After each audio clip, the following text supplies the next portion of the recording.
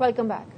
Speaker chamber کے ذریعے حکومت اور پی پی میں رابطوں میں پیش رفت نہ ہو سکی۔ ذرائع کا کہنا ہے کہ حکومت نے پیپلز پارٹی سے مستقبل میں قانون سازی میں تعاون کی درخواست کی ہے۔ پیپلز پارٹی نے حکومت کا ساتھ دینے سے معذرت کر لی۔ پی پی نے کہا کہ حکومت کی بلا مشاورت قانون سازی کی مخالفت کی جائے گی۔ پیپلز پارٹی قومی اسمبلی اجلاس میں کورم کی نشاندہی پر نیوٹرل رہے گی۔ پیپلز پارٹی نشاندہی پر کورم پورا کرنے میں حکومت کی مدد نہیں کرے گی۔ وزیر اعظم شہباز شریف سے وزیر اعلیٰ سندھ مراد علی شاہ نے ملاقات کی۔ ملاقات میں صوبہ سندھ کے امور اور جاری ترقیاتی منصوبوں پر گفتگو ہوئی۔ ملاقات میں باہمی دلچسپی کے امور اور سیاسی معاملات پر بھی بات چیت ہوئی۔ ملاقات میں سیاسی رواداری اور مشاورت قائم رکھنے پر اتفاق کیا گیا۔ ملاقات میں رانا ثناء اللہ، محمد اورنگزیب، اعظم نذیر تارڑ، احد چیمہ، شہزاد فاطمہ اور علی پرویز بھی شریک ہوئے۔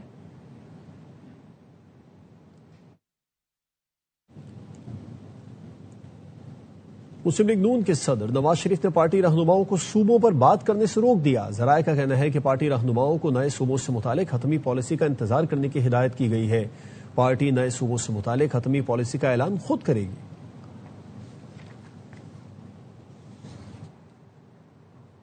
بانی پی ٹی آئی بیمار ہیں تو علاج کی سہولت ملنی چاہیے۔ اسپیکر پنجاب اسمبلی ملک محمد احمد خان کہتے ہیں صوبوں کی تقسیم انتظامی ہو یا سیاسی، یہ بات بحث طلب ہے۔ عام آدمی کے لیے نچلی سطح تک اختیارات کی فراہمی کا حامی ہوں۔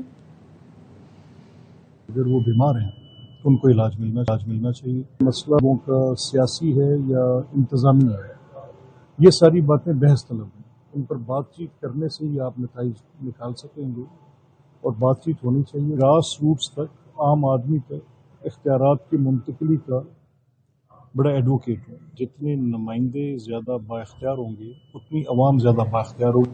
آزاد جموں کشمیر قانون ساز اسمبلی کا اجلاس 2 منتخب اراکین اسمبلی نے حلف اٹھا لیا۔ اسپیکر قانون ساز اسمبلی لطیف اکبر نے اراکین سے حلف لیا۔ آزاد کشمیر قانون ساز اسمبلی کی مخصوص نشستوں پر انتخاب، مسلم لیگ نون 6 پر کامیاب، خواتین کی 3 نشستوں پر نون لیگ 2 پر پیپلز پارٹی کو کامیابی ملی۔ ٹیکنوکریٹ نشست پر نون لیگ کے بیرسٹر افتخار گیلانی، علماء مشائخ کونسل پر سعید مظہر شاہ کامیاب۔ مسلم لیگ نون اوورسیز کی نشست پہلے ہی بلا مقابلہ حاصل کر چکی ہے۔ قانون اسمبلی کا رکن منتخب ہو کر فرائض ایمانداری اور وفاداری سے انجام دوں۔ گورنر پنجاب سلیم حیدر سے گورنر ہاؤس لاہور میں پیپلز اسٹوڈنٹس فیڈریشن کے وفد نے ملاقات کی۔ سلیم حیدر خان کہتے ہیں پیپلز پارٹی نے ملک و قوم کی خاطر کسی بھی قربانی سے کبھی دریغ نہیں کیا۔ گورنر پنجاب نے وفد سے گفتگو کرتے ہوئے کہا ملک کے نوجوان اب بلاول بھٹو کے شانہ بشانہ کھڑے ہیں۔ پیپلز پارٹی کی اولین ترجیح نوجوانوں کے لیے روزگار کے مواقع پیدا کرنا ہے۔ پیپلز پارٹی سیاست نہیں بلکہ عوامی خدمت پر یقین رکھتی ہے۔ پی پی کے دروازے تمام سیاسی جماعتوں سے آنے والوں کے لیے کھلے ہیں۔ بلاول بھٹو زرداری عوامی مینڈیٹ سے ملک کے آئندہ وزیر اعظم ہوں گے۔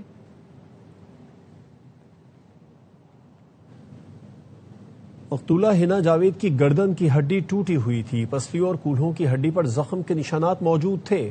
دل کے گرد خون بھرا ہوا تھا۔ شوہر اور ملازم کے تشدد سے ہلاک حنا جاوید کی پوسٹ مارٹم رپورٹ سامنے آ گئی۔ موت کی وجہ کے تعین کے لیے نمونے فورنزک لیب بھیج دیے گئے۔ حنا جاوید کے قتل کا مقدمہ بھائی فہد جاوید کی مدعیت میں درج ہے۔ ملزم شوہر اور ملازمین 3 روزہ جسمانی ریمانڈ پر ہیں۔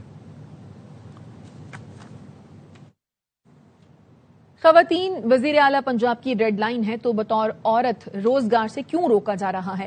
انقلابی شاعر حبیب جالب کی بیٹی طاہرہ حبیب جالب کہتی ہیں کھانے کا ڈھابہ لگانے پر دھمکیاں دی گئیں۔ مقامی عملے نے 5000 روپے رشوت طلب کی۔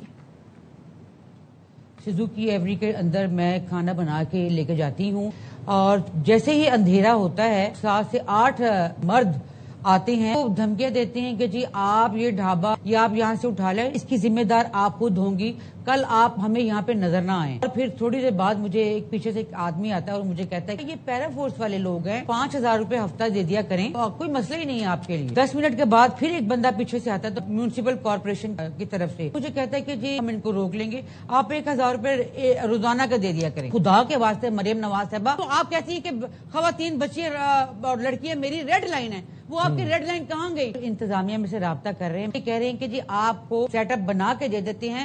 کیوں؟ کیونکہ میں حبیب جالب صاحب کی بیٹی ہوں۔ نائب وزیر اعظم اسحاق ڈار کی لندن میں انٹرنیشنل میری ٹائم آرگنائزیشن کے جنرل سیکرٹری سے ملاقات، صومالیہ میں پھنسے پاکستانیوں کا معاملہ اٹھایا۔ اسحاق ڈار نے میری ٹائم آرگنائزیشن سے ملاحوں کے باحفاظت واپسی کے لیے کردار ادا کرنے کا مطالبہ کیا۔ اسحاق ڈار برطانوی وزیر خارجہ ایڈ ملیبینڈ اور دیگر برطانوی اعلیٰ حکام سے ملاقاتیں کریں گے۔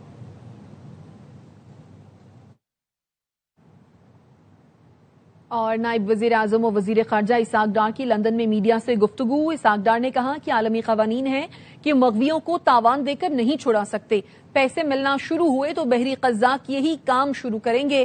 پوری کوشش کر رہے ہیں، بہت ساری باتیں ابھی پبلک نہیں کر سکتے، کوشش ہے کسی بھی طریقے سے ملاحوں کو چھڑایا جائے۔ ہمارا مقصد ہمارے 10 پاکستانی بھائیوں کو نکالنا ہے۔ برطانوی وزیر خارجہ سے ملاقات ہوگی، پاکستان واپسی سے پہلے میڈیا سے تفصیلی بات کروں گا۔ اسحاق ڈار نے مزید کہا کہ برطانیہ کے ساتھ تعلقات بہتر ہیں، دورے سے مزید بہتری آئے گی۔ دشمن کئی برس سے ایران کے بااثر اور قابل افراد کو قتل کر رہا ہے۔ صدر مسعود پزشکیان نے کہا کہ وزراء، فوجی کمانڈروں اور سائنسدانوں کو شہادت ایران کے لیے بڑا نقصان ہے۔ انسانی حقوق اور جمہوریت کے دعوے دار ایران میں قتل عام میں ملوث ہیں۔ دشمن ایران میں تقسیم پیدا کرنا چاہتے ہیں۔ قومی اتحاد برقرار رکھنا ضروری ہے۔ سیاسی اختلافات سے بالاتر ہو کر عوامی مسائل حل کرنے کے لیے کام کر رہے ہیں۔ دوست ہو یا دشمن، سب کے ساتھ عدل و انصاف سے پیش آنا چاہیے۔ معاشی مسائل کا حل حکومت کی اولین ترجیحات میں شامل ہے۔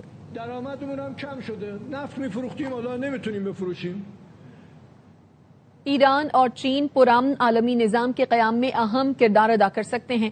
ایرانی وزیر خارجہ عباس عراقچی نے کہا چین سے تعاون پہلے سے زیادہ مضبوط اور وسیع ہو رہا ہے۔ چین ایران کا پہلا اقتصادی شراکت دار ہے۔ دونوں ملک عالمی امن اور کثیر الجہتی نظام کے فروغ کے لیے مل کر کام کر رہے ہیں۔ شنگھائی تعاون تنظیم اور برکس طاقت کی اجارہ داری ختم کر کے عالمی نظام کو زیادہ منصفانہ بنانے میں مؤثر کردار ادا کر سکتے ہیں۔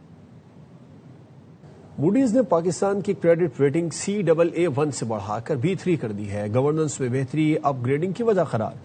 موڈیز کا یہ کہنا ہے کہ پاکستان کے زر مبادلہ کے ذخائر میں اضافہ اور مقامی قرض میں کمی ہوئی، معاشی استحکام کا تسلسل نظر آیا۔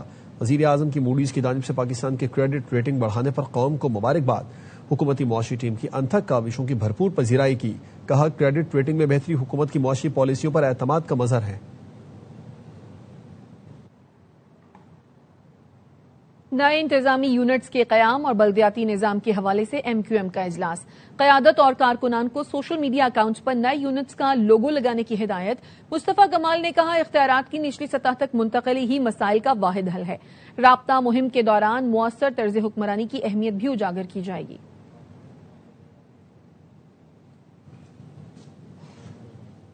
امیر جماعت اسلامی حافظ نعیم الرحمان کہتے ہیں کہ وہ آج رات آئندہ کی لاہ عمل کا اعلان کریں گے۔ 13 ربیع الاول کو ملگیر ہڑتال کی کال دیں گے۔ حکومت نے پھر گندم برآمد کرنے کی اجازت دے دی ہے۔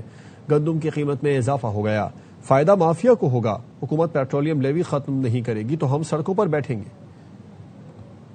ربیع الاول کو ہم ملک گیر ہڑتال کی کال دیں گے۔ زیادہ امکان یہ ہے کہ ستمبر کے پہلے ہفتے میں یہ ہڑتال کی جائے گی اور پورا پاکستان انشاءاللہ یکجہتی کا اظہار کرے گا۔ حکومت نے ایک مرتبہ پھر گندم کی ایکسپورٹ کی اجازت دے دی ہے۔ اجازت دیتے ہی قیمتوں میں اضافہ ہو گیا۔ جتنے میں امپورٹ کیے اس سے کم میں ایکسپورٹ کر رہے ہیں۔ فائدہ ہوگا اس مافیا کو جو امپورٹ میں بھی کما رہی ہے اور جو ایکسپورٹ میں بھی کما رہی ہے۔ یہ دھرنا ہمارا اسی پورے سسٹم کے خلاف ہے۔ اگر حکومت لیوی کو ختم نہیں کریں گے تو پھر ہم سڑکوں کے اوپر باقاعدہ دوبارہ سے بیٹھنا شروع کریں گے۔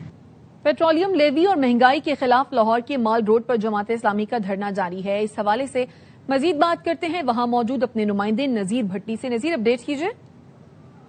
جماعت اسلامی کا دھرنا وزیر اعلیٰ ہاؤس کے باہر جاری ہے اور ابھی تک کسی قسم کے حکومت نے مذاکرات کی انہیں کوئی دعوت جو ہے وہ نہیں دی ہے۔ لوگ آتے ہیں روزانہ کی بنیاد پر یہاں کے بیٹھتے ہیں، احتجاج کرتے ہیں، نعرے بازی کرتے ہیں، مطالبات رکھتے ہیں۔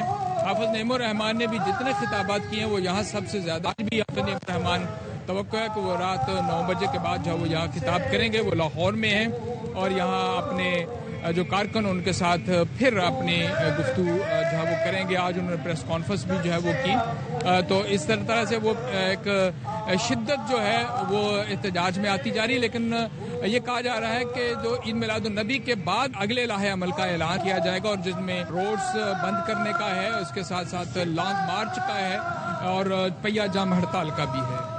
کراچی میں بھی فوارہ چوک پر جماعت اسلامی کا دھرنا جاری ہے۔ پیٹرولیم لیوی اور مہنگائی کے خلاف 9 روز سے احتجاج کیا جا رہا ہے۔ فیض اللہ خان اس بارے میں ہمیں مزید بتائیں گے۔ جماعت اسلامی کے زیر اہتمام پیٹرولیم مصنوعات کی قیمتوں میں اضافے کے خلاف دھرنا 9ویں روز میں داخل ہو گیا ہے اور آج ایک بار پھر یہاں پر خواتین موجود ہیں جو اپنے بچوں کے ساتھ اس احتجاج میں شریک ہیں، اور مطالبہ ان کا وہی ہے کہ پیٹرولیم مصنوعات کی قیمتوں میں اضافہ واپس لیا جائے تاکہ شہریوں کی زندگی آسان ہو سکے۔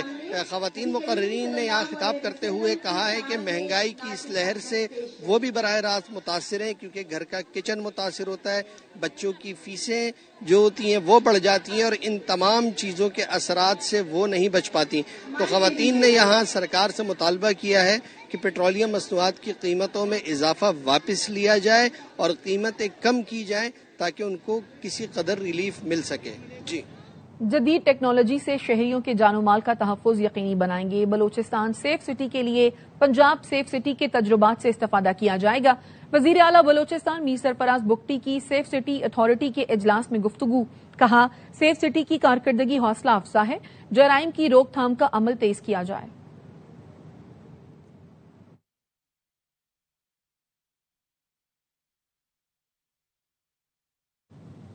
عوام کو درپیش مشکلات کا اندازہ ہے، بر وقت تکمیل ضروری ہے۔ ماس ٹرانزٹ پروجیکٹس کی ٹائم لائن کو آگے نہیں جانے دینا چاہیے۔ وزیر اعلیٰ مریم نواز کی ماس ٹرانزٹ پروجیکٹس اجلاس میں گفتگو، گجرانوالہ یلو لائن ماس ٹرانزٹ کی تکمیل کے لیے آئندہ سال مارچ کی ڈیڈ لائن مقرر۔